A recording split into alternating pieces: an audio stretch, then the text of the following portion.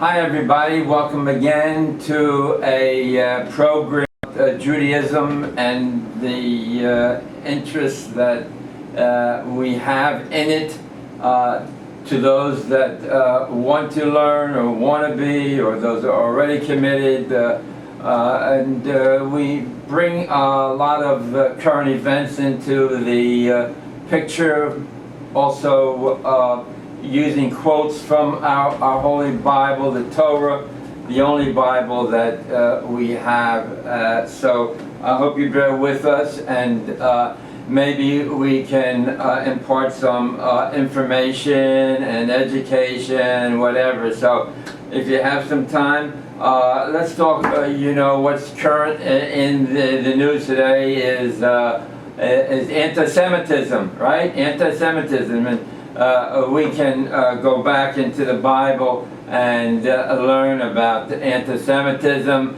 but let's take a picture of a unique individual, Bilam in the book of Numbers, right? We have 5 books of the Torah, right? Bereshit, or Genesis, and Exodus, and Leviticus, Numbers, and Deuteronomy. So in the book of Numbers, in chapter 23, there's a great deal of teachings about Bilam, who was a Gentile prophet, because God didn't want the Gentiles to feel that they were not represented, and so he had a prophet, his name was Bilam, and he had contact with God, the God of the Jewish people. And it mentioned that God appeared to him, it said he happened to Bilam, as opposed to speaking to Moses. He spoke to him and he called to Moses. Right? The first 4 books of the Bible God said to Moses, saying, and actually that voice was God coming through the throat of Moses. So when God spoke to Moses saying, it was God that spoke, and he had this voice emanate from Moses' throat.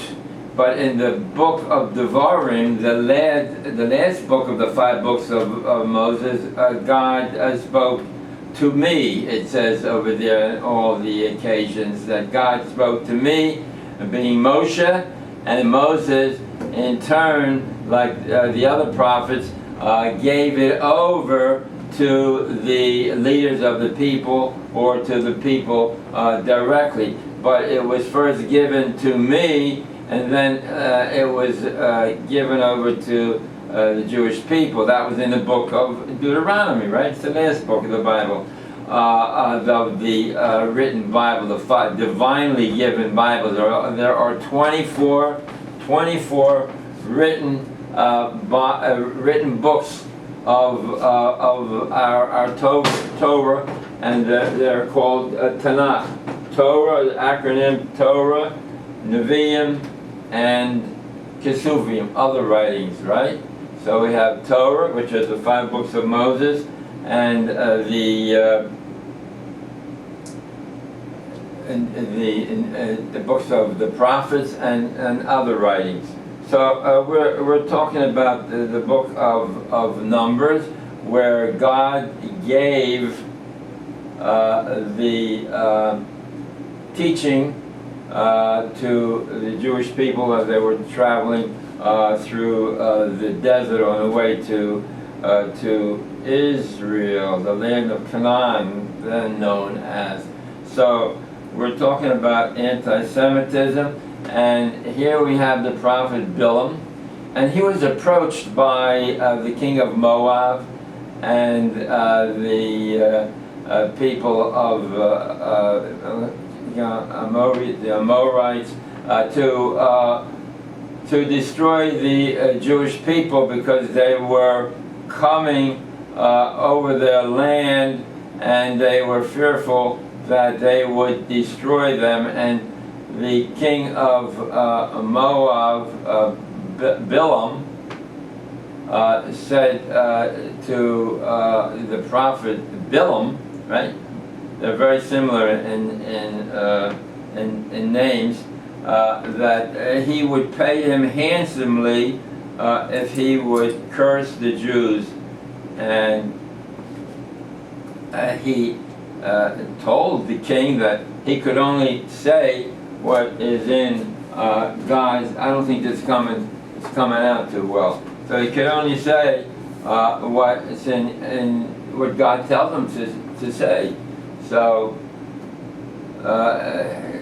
nevertheless, the king wanted Bilam to come and see the people and curse the people. And so he went with the king. Bilam went, the prophet, the Gentile prophet, and he was stopped on the way by the donkey which he was riding, and he hit the donkey 3 times, saying, "Why are you bringing me on the wrong path and hurting my leg against the wall and crouching down?"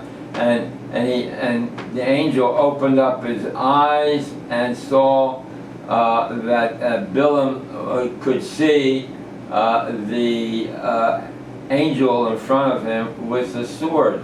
So if he had continued, he would have been killed. So again, Bilam had to toe the line, and even though he was paid handsomely, he was not allowed to curse the Jews. But nevertheless, at the end of this tirade, he still wanted the money. Bilam wanted the money, and he inveigled the Jewish people to transgress. Right? Bilam had that power. He was jealous. He was jealous of the Jewish people. He was envious of the relationship that the Jewish people had with God. After all, they were chosen people from all the nations in the world, right? And Deuteronomy chapter 7, verse 6, you should be holy because I have chosen you as a special treasure from amongst all the peoples of the world. And the same sentence is repeated in Deuteronomy verse 14, chapter 14, verse 2 over there. It says, you should be holy. What does holy mean? It means that you should try to be perfect, like God.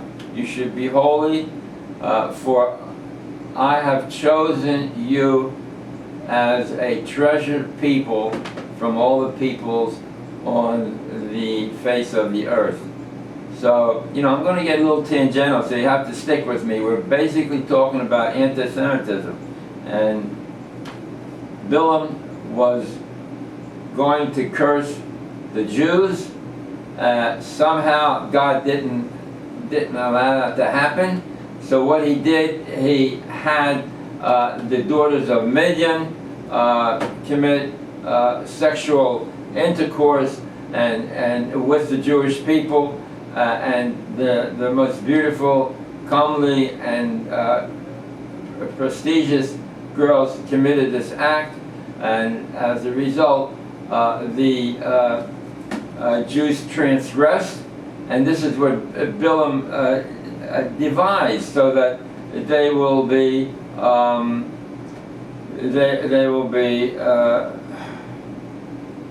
punished by God, which he did, and there were thousands of people were killed because they had this intercourse with the Gentiles, and they also had a Baal Peor, an idol, which they bowed down to, and there were they were led to believe that it was nothing to pick up something in front of the idol, and that was a bowing to an idol. So here, what are we talking about? Anti-Semitism. Anti-Semitism. Jealousy. Envy. Bilam wanted to be instead of the Jewish people, so he got them to transgress. And that's how we find in history the fact that the Jewish people became powerful and blessed. It says in Deuteronomy chapter 7:14 that you will be more blessed than any nation. You will be most blessed by more than any nation. That's in chapter 7 and verse 14, that the Jewish people will be blessed. And we see that. You know, here I have another anti-Semite, Edward the First, ruled in England at 1290. He made an order that the Jews were to be expelled from the land of England. And in November, he gave the charge to all the sheriffs in the various counties to make sure that all the Jews were expelled from England.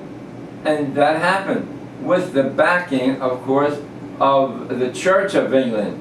And it just happens to be that a couple of weeks ago, the Church of England, after 800 years, issued an apology to the Jewish people that they had erred and transgressed by having the Jewish people expelled from England. That was 800 years, approximately 1300 Common Era CE. We don't refer to the years as AD, the year of our Lord, but we refer to the time from the beginning of the Common Era in year 1 and count upwards to today, which is July 19th, 2021, Common Era. And before the Common Era, we don't say before the God-man, but we say before the Common Era, BCE, before the Common Era. So here we have a classic example of where Edward I had the Jews expelled from England, and 800 years later, the Church of England apologized to the Jewish people. That and subway pass will get you onto the subway.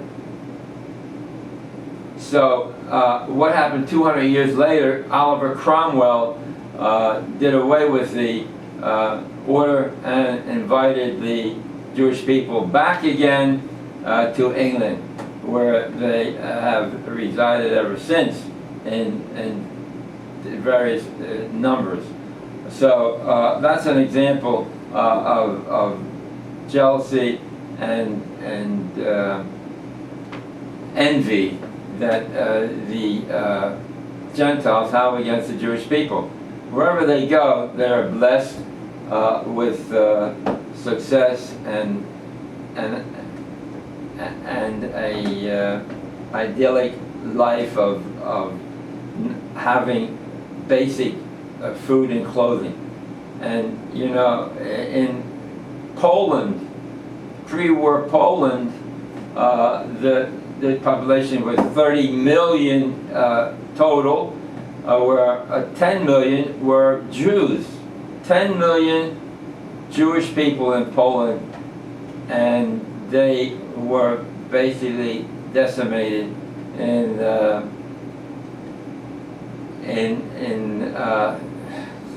Nazi German crooks, thieves, who stole not only their possessions but their bodies, the vultures. And that was, I just want to digress a little bit more to show you how, the Jews were systematically herded into the concentration camps. And here, before they entered the barracks, the little possessions that they had were taken from them. So you see the pile of personal belongings, personal valuables that they had brought to them, and they thought they could bring it into the barracks. But the vultures, the German vultures, the soldiers, and the murderers in the concentration camp took everything away. And here they say, well, we'll pay you back what the crime that we perpetrated against the Jewish people. So that's what that Poland did. And in 2007, they had 14 years ago, they did an estimate of the unclaimed property in Poland, and it would total $30 billion without any heirs claiming property and assets in Poland. But the Polish government, not that the Jews are looking for it, but the Polish government said, we are not responsible for the German acts that they perpetrated on the people. And we won't give you one zlotka, or a dollar, or a euro, because it was Germans that did it. Go to Germany. That's the leader of Poland. That's the leader of Poland. So that is what happened. And throughout the ages, the Middle Ages, the Jews were not allowed to learn a craft, or allowed in certain places to work, and prohibited from all kinds of income-producing avenues of vocations. But nevertheless, they were the ones that, through pulling themselves up by the bootstrap and with the help of God, able to live a life that was above the average Gentile who lived in those lands. Now, this is anti-Semitism, right? So, we mentioned Bilam, right? Bilam, who was jealous and envious, and therefore he had the Jews transgress, and when the Jews, then God is upset, because it says in many places. Now, you should get a Bible. I don't know how many people have Bibles, or look at them. We're going to address that issue also, because we're putting up a new a learning program, adult education, has been a failure. I'm talking about the orthodoxy rabbis, because what they do is they're working hard night and day, figuring out some good words to say, which is good, which is beautiful. I get the Jewish Views newspaper that has all kinds of words of Torah on that particular Sedra, and that particular Torah portion that we read. So that is nice to get a insight from many different sources in a succinct form in the paper, the Jewish views, which is found in the newsstands and the supermarkets beginning on Thursdays of that week on Call Save, Seasons, and Gourmet Glatt. You can find Jewish Views, VUES. So, we're getting very tangential, but here we have the anti-Semitism, where the Jews have transgressed, right? We spoke about Bilam got the Jews to transgress. We saw the Church of England and Edward I, who was jealous of the Jewish status in the country, and just expelled them overnight. Just last month, the Church of England issued an apology. 800 years later, what did they do? A proclamation that we're sorry. What about the land and the property? The same thing with Poland. Poland, right? All the property. There were 10 million Jews lived in Poland before World War II, and the Nazis had them exterminated. There was just maybe less than a couple thousand or less, and that's why the Holocaust and those evil creatures started in Germany. Germany under Hitler, the most advanced civilized country. And they said, wow, listen, the Jews in Germany said, we want to be like the Germans. They had the reform movement. They started a reform movement. We dress, we talk, we look, and that's what we want to be. Berlin is our Jerusalem. And as a result of transgressing and going away from the Bible, they were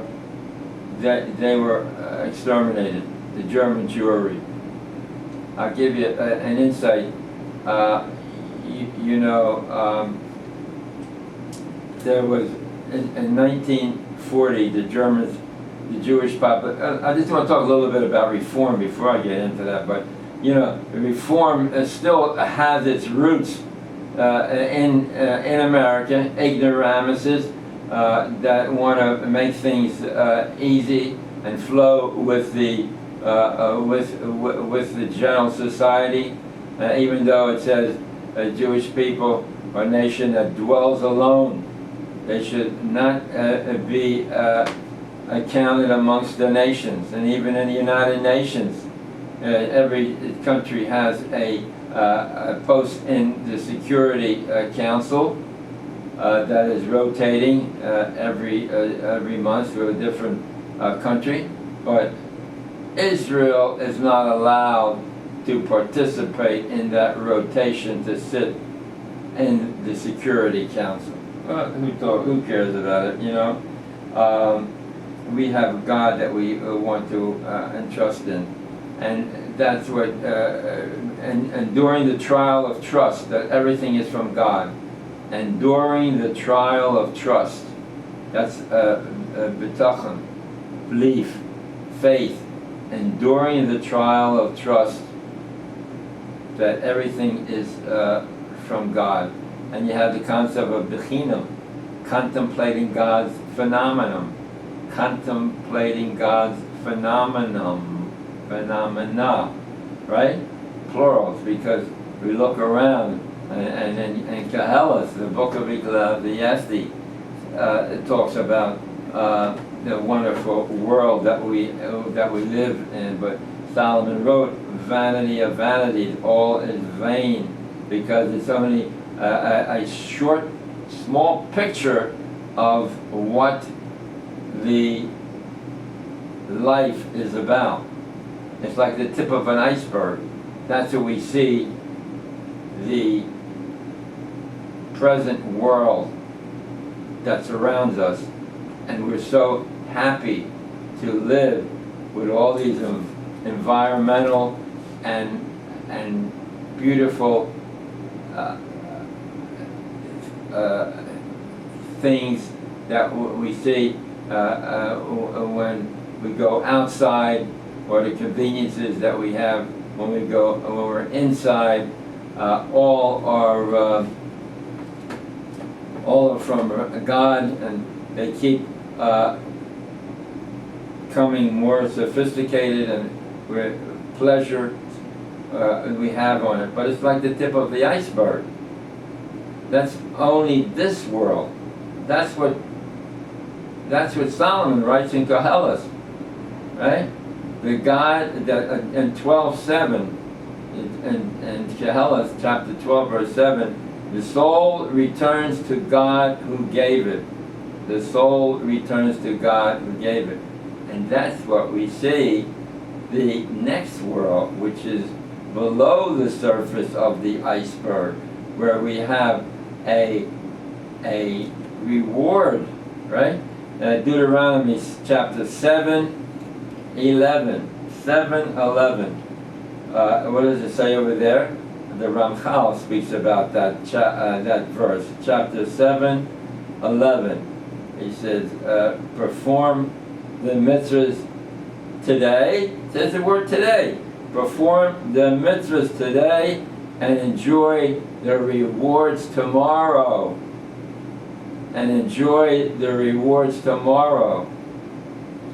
This is just to, this world is just to tease you and to activate our free will, to realize that this has a place in our life. This world does, but the real enjoyment is the next world, the soul world, and that's what the Jews have been given this charge through the Torah, where it's written over here, right? Where it's written. I put before you life. Look, write it down. Deuteronomy chapter 30, verse 19. I put before you life and death. Choose life that you may live. And we want to say that not only this world, the life but also in the next world, that we should live and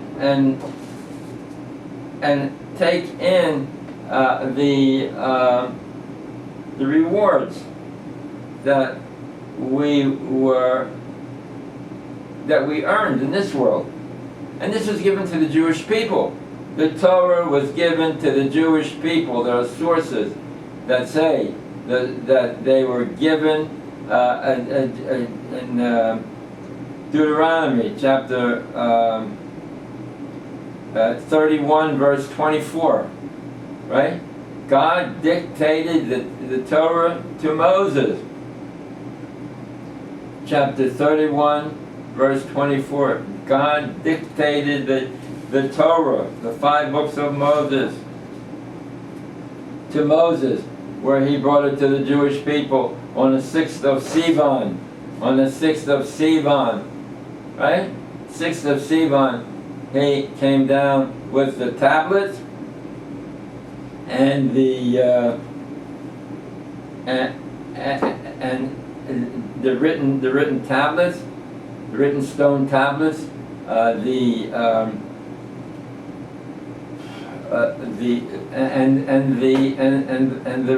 the written Torah, right? The engraved stone tablets and the written and the written Torah and its teachings. That is the Gemara explanation that we have, and that you can find in Exodus 20, chapter 24:12. Look it up. Everything makes sense. But here we're going after the ways of the Gentile, and we're not learning. We're not given ideology, and I'm sorry to say, but those that are in charge, the orthodoxies, where are they?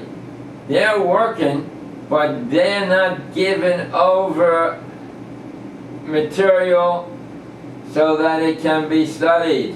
And that's why the synagogue has to be set up for a place to study and do your own work. And that's what we're proposing, that God willing, I don't have the flyer handy, but God willing, on beginning August 1st in Brooklyn,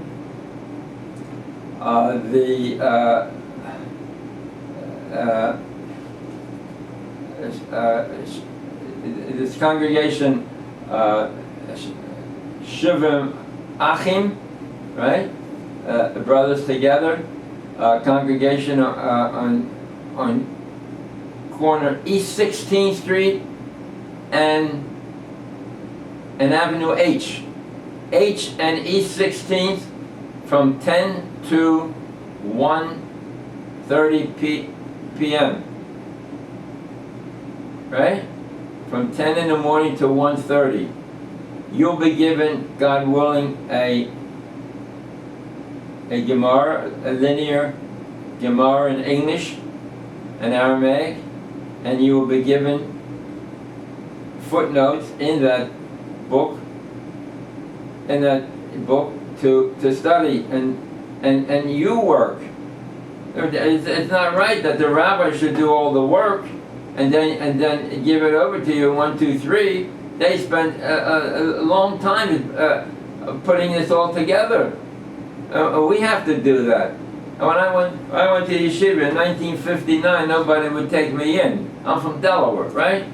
Right? The first city in the first state, Wilmington, Delaware, the banks of the Brandywine, where the Brandywine meets the Christiana rivers in Wilmington. Yeah. So what happened? We tried to get into yeshivas and Chabad. I drove up there and 1959. It says 1959. It said we don't have accommodations for you, but we send you to Hechel Torah, Rabbi London's brothers, who take in everyone, no matter age or background. So I went over there, and it was a rough place physically, but we managed, and we were put into a class of young and old people, some on the way down, some on the way up, and we heard a rabbi speak, and then we had to review it. So the point was that, you know, I'm not saying they thought people were at a certain level, but some people never even learned a Gemara. And for instance, yours truly, I was trying to put that being the rabbis were so intelligent that I was going to put somehow make them agree, and I didn't realize that they had different opinions that came down to them through the generations, right? You know, like the first Mishnah, you know, Rabbi Eliezer says from the time, you know, when the stars come out, everyone holds that. That's when you begin to say Shema Yisrael. But the end parameter, there's different opinions, and they heard it from their yeshiva. So we don't throw it out; we keep it, and we realize how they arrived at their decision at the end of the first watch in the evening shift, right? Whatever time that was the end parameter, or at the beginning of the morning star. When was the morning star? An hour and a quarter before sunrise. Or the majority of the people said until midnight, until that size. So that's what that's what you come down to Avenue H, and you take the linear book, the Talmud. Start off with the Talmud. I don't care what your background is, and you do the footnotes, and you get the kasha, and you get the teretz, and that makes you feel good. It's like when When you give a good gift to your mother, you feel good about it, right? She enjoys it. And what is that feeling that you feel? Is your heart, your liver, your organ? That, my dear friend, is your soul. That's soul food. And the same thing when you get a study Talmud. What do you think these people are studying and the Talmud over there, and they're talking it out, trying to figure it out? Yeah, if you started from grade 1, try to figure out what it says, and then you finally get a conclusion. Yeah, you feel good. You feel good. Yeah, you know, and sometimes you'll conclude something that may not be right, but that's the mashgiach. He's the one that oversees the Beis Medrash. Here's a picture of the boys learning in the yeshiva. You could do the same thing, and that's what we hope to do on Avenue H, beginning August 1st this year, 2021. And here, what are they thinking? They're quetching out to see what the Talmud is saying. They're trying to understand, and they may come to a conclusion what it really says. What important? They talk it out. They talk it out, and sometimes they're right. And then they go to the class, and then the rabbi says he explains what he learned it. So right, the first Mishnah there's a Mishnah and the Gemara which explains the Mishnah, and the first Mishnah says everybody agrees in the evening Shema Yisrael prayer that we say it. We can begin getting credit for it when the 3 stars come out, right? That's when we begin. But the end parameter is when different opinions, different schools of thought. Most Chachamim say, majority of the rabbis say until evening, until midnight. Rabbi Eliezer says until an hour and a quarter before sunrise, right? And the other Tana rabbi says until, right? The other rabbi. Wait, we got three opinions. Okay, so that's Gemara. So where are we holding it? So you know, we left out Mr. Biden, Sleepy Joe, Mr. Biden, another anti-Semite, and his administration. Why did I call him an anti-Semite? Oh, he's given the drones. I love the Jewish people, but he has given, from the time he took office till May, $350 million to the Palestinian Authority. And that money, my dear friends, is used to pay the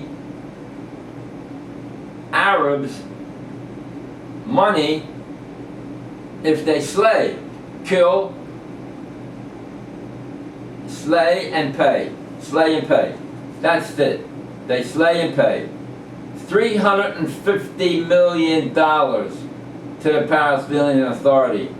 And that's why you have an uptick in stone throwing and stabbings and shootings.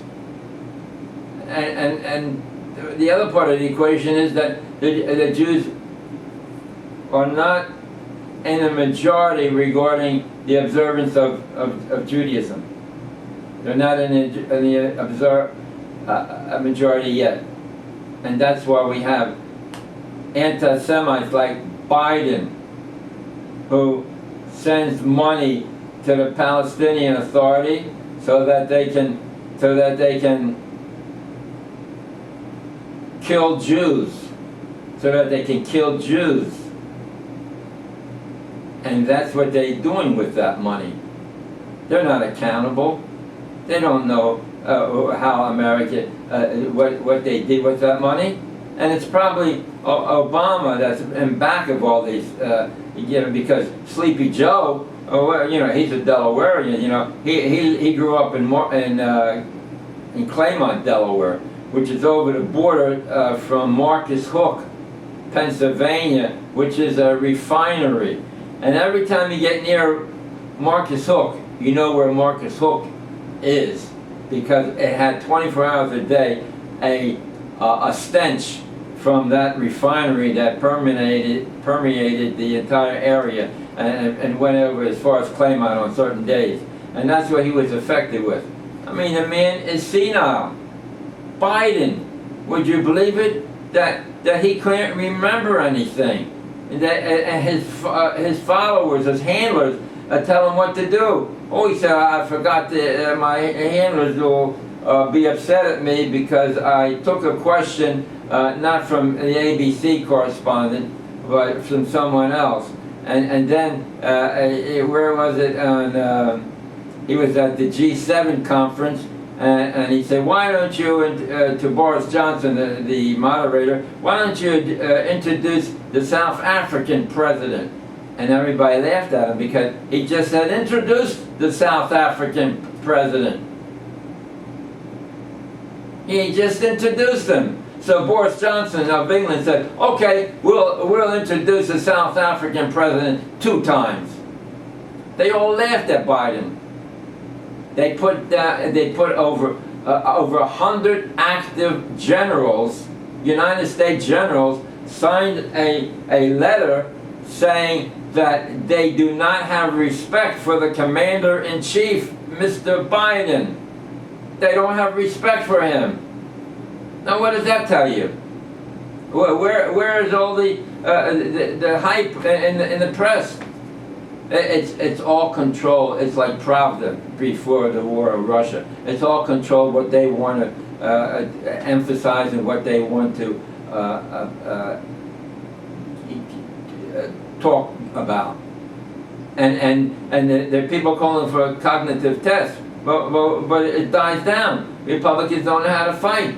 The man needs a cognitive test.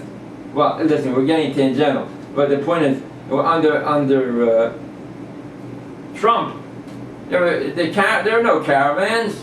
There are no caravans coming to the border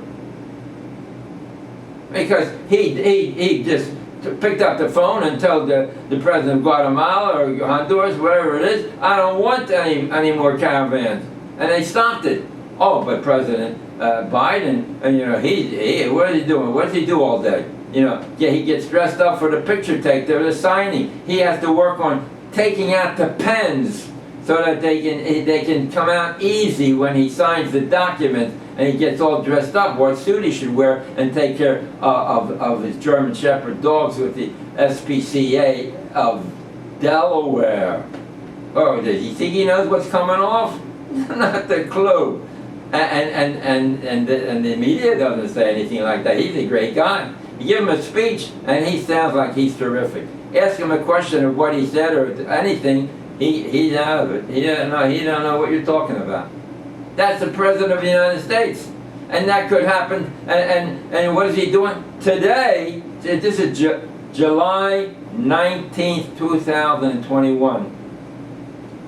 He authorized $135 million additional dollars to UNRWA, which is a hate organization funded under the United Nations auspices, which preaches hate and violence against the Jewish people.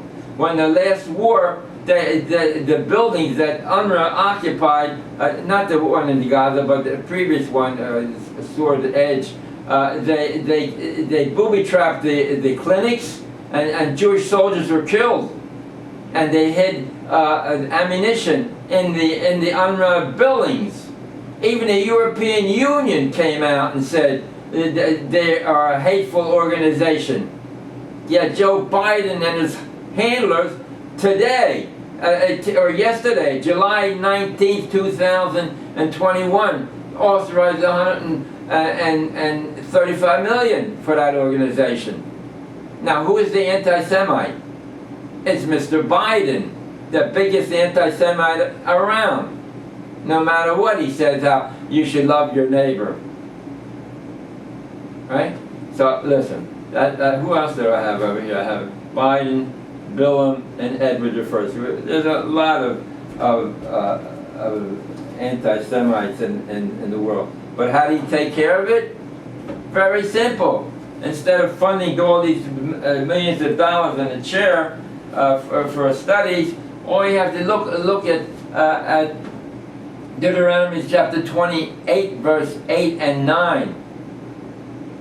Observe the commandments, and all the nations of the world will have awe and fear of you. Observe the commandments, and all the nations of the world will have fear and awe of you. That's how you get respect, and that's how you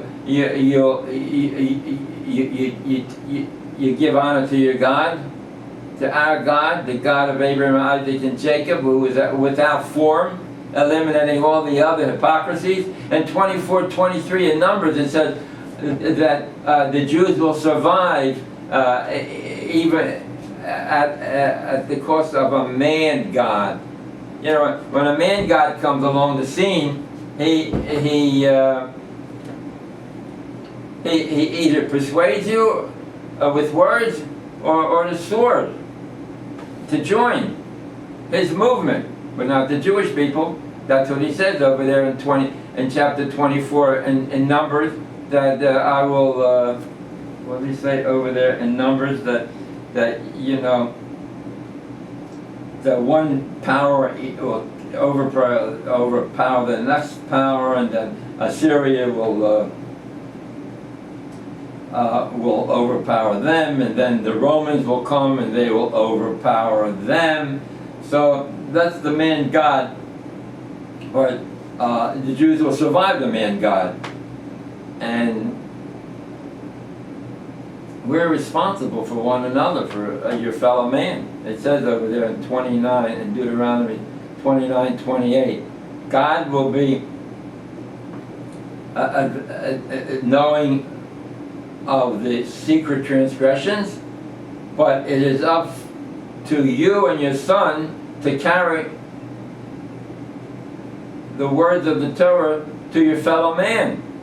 It is for you and your sons to carry the words of the Torah to your fellow man. Those transgressions that are publicly committed. That's Deuteronomy 29:28. Look, today, a lot of things happen over there. Ben and Jerry, Mr. Ben and Jerry, two ignoramuses that came out and said, we boycott any product made in Samaria and Samaria and Judea, two provinces where the Jews and Arabs live side by side. They have that jet stream soda they manufacture, and he comes out and says, boycott everything that's made in those areas of liberated territories. Those are liberated territories. And that's why I'm saying, boycott Ben and Jerry. You can live without Ben and Jerry. Right? And there's a fifth columnist in our midst. Boycott Ben and Jerry from now on until he changes. Boycott Ben and Jerry. Boycott Ben and Jerry. So these are the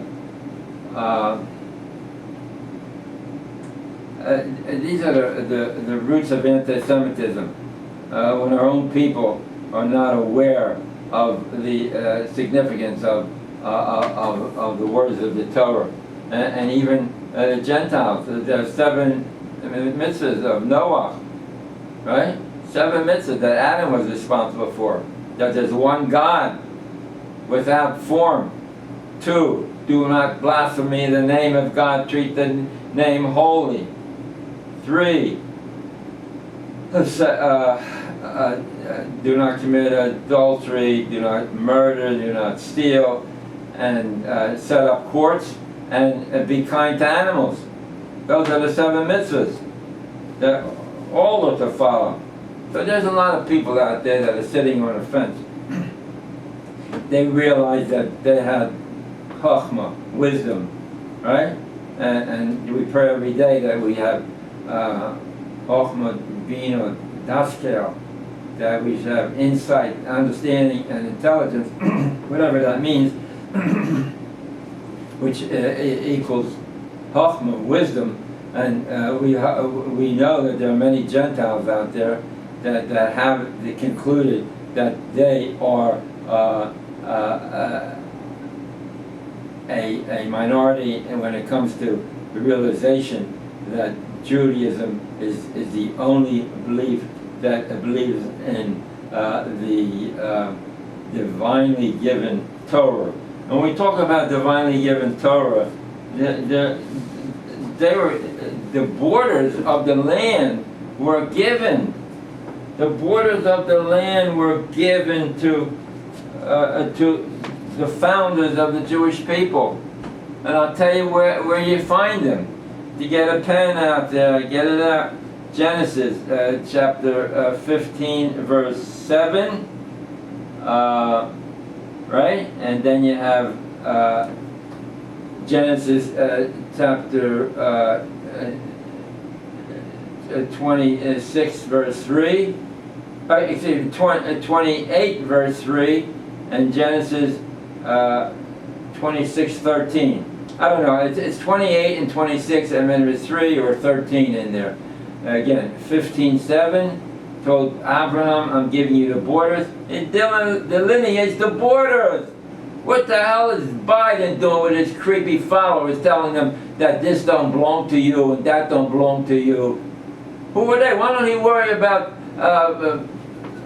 Myanmar, Burma, and all the people there, or Cuba, or the Indians and that America stole the land from? There are more blacks in Mississippi and Alabama that should be declared a separate country. They're in the majority over there.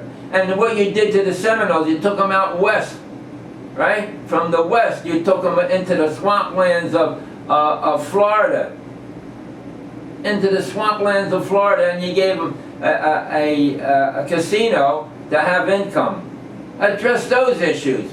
Why the hell you stick your nose in somebody else's business, especially when it's divinely given, right? Divinely given borders.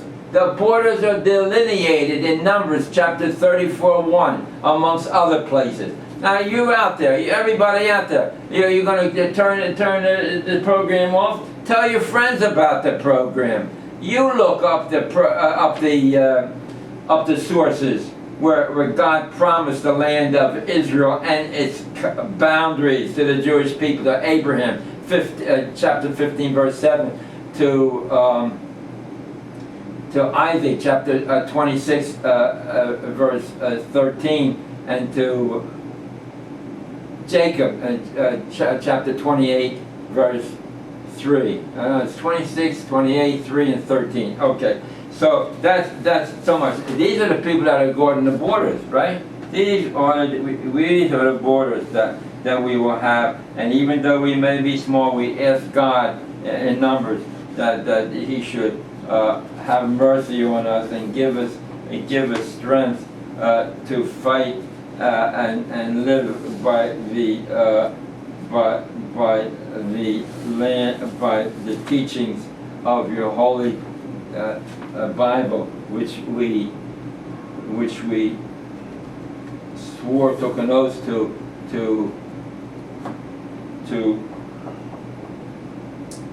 keep. We say, well, I wasn't there. I'm not responsible for someone teaching me. It's something that I wasn't responsible. Every day we say in Shema Yisrael in the morning prayer, we say, yeah, we love Your words and Your beautiful thoughts and happiness. They are so fair and lovely and encompassing. That we affirm these words that You gave us of the Torah. That's what Emes v'Yatziv. Look it up. After Shema Yisrael, the MS. look it up. Look that paragraph. I'll read it in English, right? So Moses saw, yeah.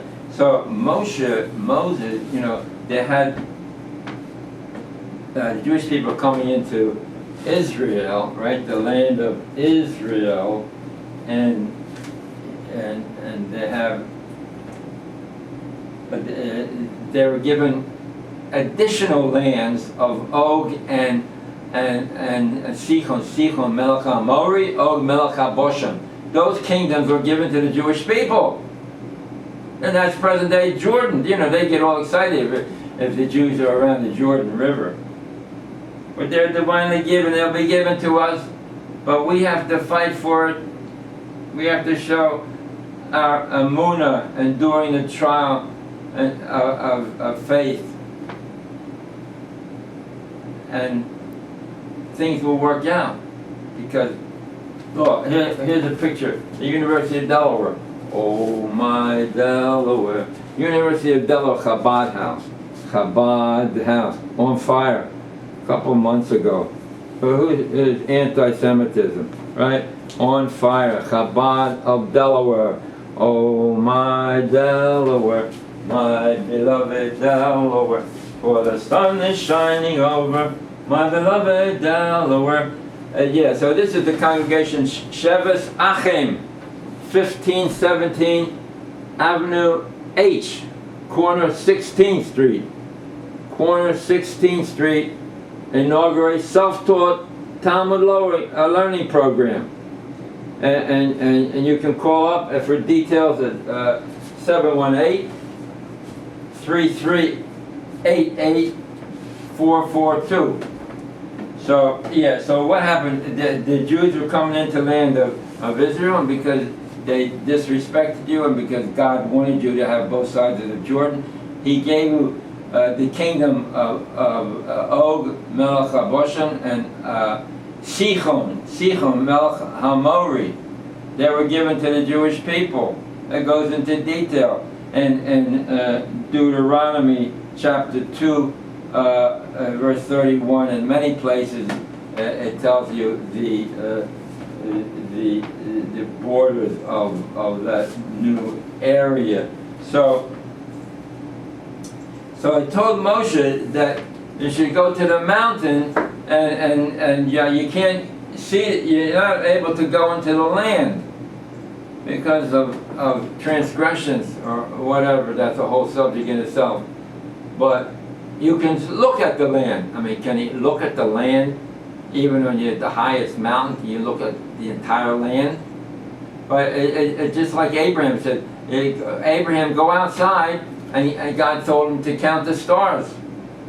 That's how numerous you will be. Well, you can go outside, and you say inside, you're not going to count all the stars. But it teaches us that we have to use all of our abilities, and God will do the rest. But first, we must strive. And when Moshe went up to the mountain, he said, yeah, look around, ufarasto, spread out. He said, Yamam v'kedma sefana v'negba, Yamam v'kedma sefana v'negba. Should spread out and look. And where did he look? West, east, north, and south. And what was west? Transjordan, the kingdom of Og, and the kingdom of Amori, Sichon and Amori. I have a map. I don't want to get it out this time. But the point is that that's all Jewish territory. The king. How long do you think the king will live? Jordan. Well, it's a false state set up by the British. They give them one side of the Jordan is Arab, and the other side of Jordan is Jewish. So what happened to the Jewish part? The Arab took the Transjordan, and the Jewish part, they kept on dividing it, you know, like a piece of pie. You keep on cutting it up into different pieces. That's what they did. Yeah. So, oh yeah. And where are the Germans? The Germans will pay for what they did to the Jewish people. There's no doubt about it. These evil Germans. You think there would be anti-German or anti-Japanese after they killed millions of soldiers, our brothers and sisters and civilians, uncles and grandparents? You think there would be repercussions? You think they would boycott the Volkswagen or the BMW? You think they would boycott them? Or would they boycott Honda or Hyundai or whatever they got over there, Toyota? Would they boycott? No, I wouldn't think about boycotting them. It's the Jewish people that we want to boycott. It's we're jealous of them, we're envious of them, of what they have. But they'll get paid back, you know, it says over there in Deuteronomy 39, I think it's 32, 39, that I wound and I heal, I kill and I bring back to life, but no one can save them from my hand.